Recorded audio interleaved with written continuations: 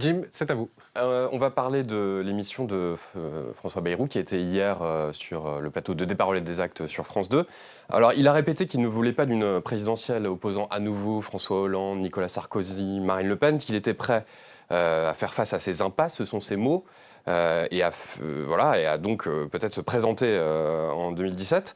Est-ce qu'un responsable politique qui a été candidat 3 fois déjà à la présidentielle peut incarner une candidature de renouveau, peut incarner une candidature d'alternative, selon vous, Marielle de Sarnez? On peut reprendre la question peut-être au début.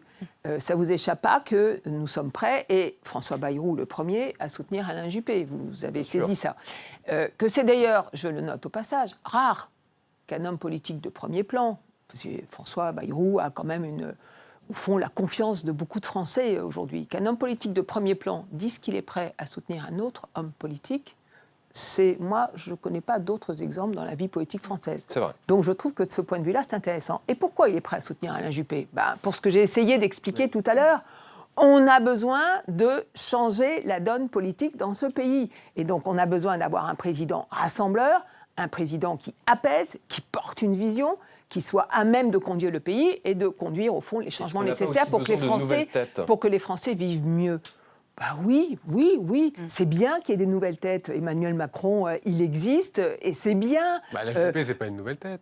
Oui, mais justement, peut-être quelquefois, on a besoin et de nouvelles têtes et d'expérience. Et la garantie, qu'est-ce qui fait qu'Alain Juppé est plébiscité aujourd'hui dans les sondages ? C'est bien sûr les qualités personnelles qui sont les siennes, mais c'est aussi justement son âge, paradoxalement.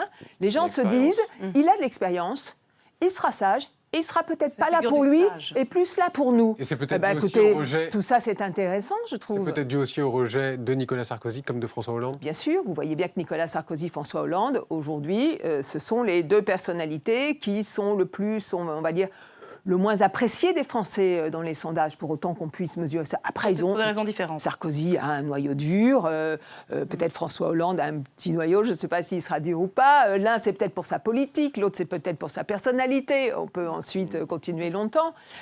Après, ça ne veut pas dire qu'ils ne seront pas candidats l'un et l'autre. Donc ça va être ça toute la question de l'année qui va s'ouvrir et qui va venir devant nous. Mais au-delà de la question des primaires, on y reviendra dessus, je pense que c'est très important. Moi, j'ai vraiment... Tout mon engagement dans les mois qui vont venir, ça sera de faire en sorte que la présidentielle prochaine soit vraiment utile, que ça ne soit pas un mandat de plus à blanc, que ça ne soit pas un mandat de plus où on ait à chaque fois réglé aucun des problèmes des Français. Moi, j'ai ras-le-bol de ça. Ça fait 30 années que ça dure et j'ai envie de changer ça. Alors, parlons un peu des élections régionales. Le MoDem a choisi la stratégie d'alliance, on l'a dit, avec les Républicains. Ça n'a pas l'air d'être facile partout, cela dit. On l'a vu en Auvergne-Rhône-Alpes, le MoDem s'est divisé un peu sur son soutien à Laurent Wauquiez. Non. Notre chef de file, Patrick Mignola, s'est allié avec Laurent Wauquiez.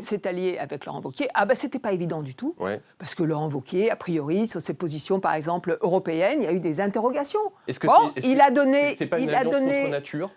Écoutez, si vous vous rassemblez qu'avec des gens qui sont exactement les mêmes, qui pensent exactement la même chose que vous, vous n'avez pas forcément de capacité de rassemblement large. Il faut des rassemblements larges. Il en faudra pour le pays après la présidentielle et il en faut aux élections régionales. Alors, ce rassemblement large, vous en faites partie en Ile-de-France, puisque vous êtes candidate sur les listes... Non, je suis en dernière position sur la liste, comme on dit, pour pousser la liste et témoigner de mon soutien, mais je ne suis pas candidate à être conseillère régionale. C'est ça que je voulais rectifier. Pas en position éligible. Voilà, exactement. Le PS a dénoncé cette semaine la présence de plusieurs proches de la Manif pour tous sur les listes de Valérie Pécresse. 8 candidats sont notamment issus de Sens commun. C'est le mouvement anti-mariage qui est associé à l'UMP. Est-ce que ça vous pose problème? Pas du tout. C'est pas ma sensibilité, mais ça ne me pose aucun problème.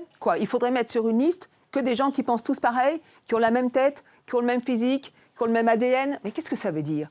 Je veux dire, il y a dans cette manière de penser la politique de la part des socialismes, alors je vois bien, c'est les campagnes, mais les campagnes, ça ne permet pas tout. C'est une espèce de sectarisme, de préjugés comme ça, de ce que sont les uns les autres. C'est un délit de penser comme ça, qu'on accole aux uns aux autres. Mais tout ça, ça ne va pas. Je pense qu'ils perdent leur nerf de ce point de vue-là, que ça n'est pas raisonnable de faire ce type de procès. Je trouve que Valérie Pécresse, c'est une très bonne candidate. Elle est légitime pour la région, et pas seulement d'aujourd'hui. Ça fait des années qu'elle parcourt cette région. Elle aime cette région. Je pense qu'elle sera une très bonne présidente de région parce qu'elle a montré dans cette campagne, et elle montre dans cette campagne, une capacité à rassembler, une capacité à ouvrir largement. Ouais, mais justement, vous, et avec pour une dernière moi, personnalité. la présidente de région, ça doit être quelqu'un qui s'adresse Jim, aussi à dernière question. l'ensemble des Franciliens. Est-ce qu'elle doit rassembler jusqu'à Nicolas Dupont-Aignan? On sait qu'il pourrait peut-être atteindre la barre symbolique des 10% qui lui permettrait Je d'être crois qu'il ne candidat l'atteindra pas. Je au crois second que tour. les Franciliens verront bien qu'il y a un vote utile, au fond, au premier tour, et un bulletin qui est celui du vote utile si on veut le changement dans la région.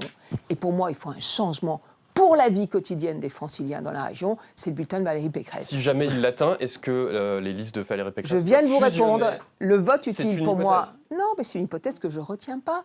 Je pense que les comme le Franciliens Nini, c'est comme- ne se tromperont pas. Ils ont, pour tous ceux qui veulent que ça change, que ça bouge, qu'on trouve des stages pour ces enfants et pour ces mômes, qu'on trouve de l'emploi, que la région soit au service des PME, qu'on soit mieux transporté et pas transporté comme on l'est aujourd'hui, et je pourrais continuer la liste longuement, il y a un vote Pas de utile, c'est Dupont-Aignan. Valérie Pécresse. Donc campagne au centre et pas à droite.